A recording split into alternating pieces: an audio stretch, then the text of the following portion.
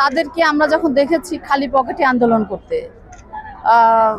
ইউনিভার্সিটির মেঝের ভিতরে শুয়ে থাকতে দেখেছি, বাটন ফোন ব্যবহার করতে দেখেছি। এখন তারা হায়েস্ট গাড়িতে চলাফেরা করছে, এক একজন 500 গাড়ি নিয়ে শোডাউন দিচ্ছে, মানে হাজার হাজার বাইক নিয়ে শোডাউন দিচ্ছে। আসলে তারা, আমার ধারণা যে তারা দুর্নীতি ছাড়া তো এটা কোনো মতেই সম্ভব না। এ ধরনের এত কম সময়ে মানে তাদের যে এই যে উচ্চবিলাসী যে আচরণগুলো আমরা দেখছি, এটা আসলে কাম্য নয়। সাধারণ মানুষ তাদের প্রতি অনেক আস্থা ছিল, বিশ্বাস ছিল যে তারা এই যে গণতান্ত্রিক আন্দোলনে যে তারা যে 24-এর যে আন্দোলনে যে নেতৃত্ব দিয়েছে, আমাদের আশা ছিল সেই নেতৃত্বের এই নির্বাচন পর্যন্ত তারা সেখানে তাদের অটুট থাকবে তাদের সবকিছুতে। কিন্তু তাদের এই লোভে পড়ে আসলে তারা বিভ্রান্তিতে পড়ে গেছে এবং তারা এই বিভিন্ন দুর্নীতির সাথে আমরা দেখেছি।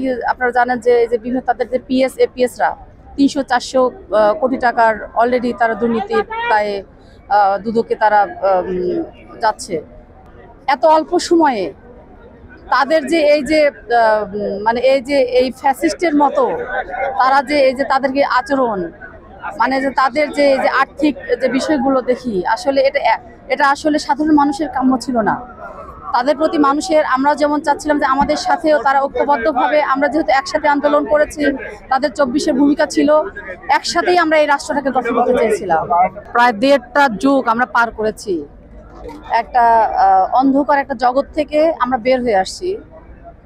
কিন্তু এই জগতে আসার পরও বর্তমানে যে কিছু দল এই নির্বাচনকে বিতর্কিত করছে, সামনে নির্বাচন যেন না হয়, পেছানোর যেটা পায় তারা, আসলে আমি মনে করি এটা তারা খুবই আবার ওই যে শেখ হাসিনা যে ষড়যন্ত্রে এই যে 1.5টা যুগ আমাদেরকে যে স্টিম রোলার চালাইছে আমাদের উপরে, আমি মনে করি যে আবারও বোধহয় কিছু কিছু সংগঠন সেই ফ্যাসিস্টের দ্বারা নিয়ন্ত্রিত হচ্ছে। না হলে নির্বাচনের জন্য আমাদের এত ত্যাগ, দীর্ঘ পথ, আমরা অনেক ভাইদেরকে হারিয়েছি, গুমের শিকার হয়েছে, খুনের শিকার হয়েছে, জেল, জুলুম, অত্যাচার। নির্বাচন ছাড়া আসলে এখন এই মুহূর্তে কারোরই কোনো কিছু চাওয়ার কথা হতে পারে না। কিন্তু তারপরও কেউ কেউ এই নির্বাচনকে পিছানোর জন্য বিভিন্নভাবে ষড়যন্ত্রে লিপ্ত হয়েছে।